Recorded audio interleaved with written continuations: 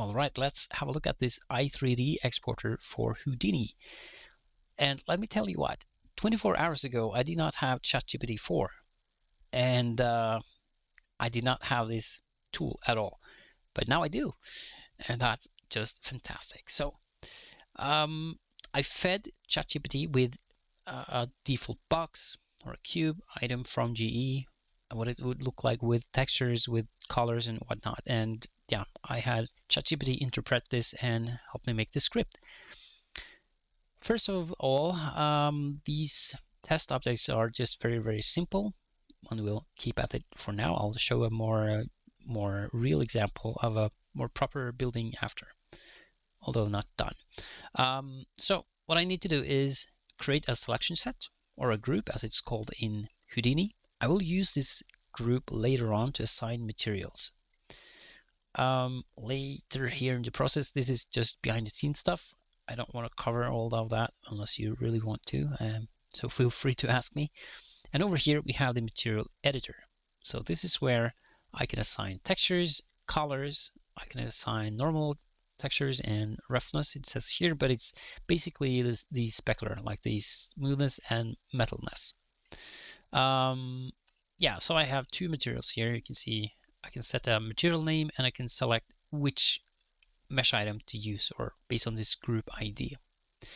The next thing I do is I take cast and receive shadows, for instance, if I'd like to have that, and I then click export 3D.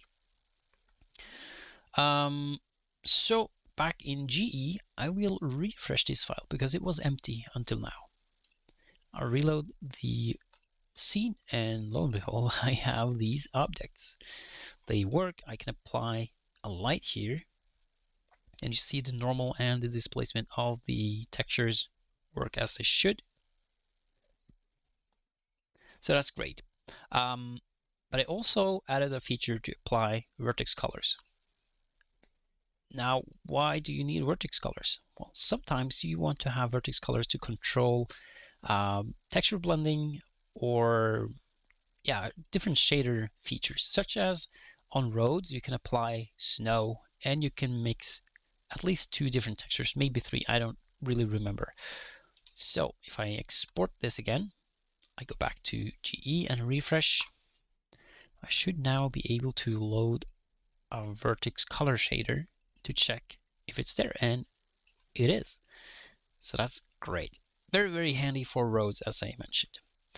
But let's make a more real world example here. Let's switch things up. I'll load a different setup here, and I'll connect a different object. So this is a building. I have made a little system which will create a building based on different values I give it. So depending on which axis is the longest, it will flip around and make the roof the right way.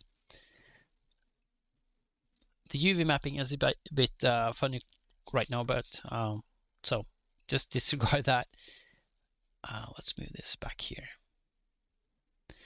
So what I can do with this is I can adjust things. I can adjust the roof angle, the overhang, and so on.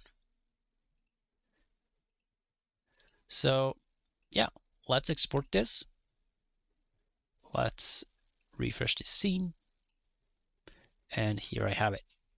Final quality, you know.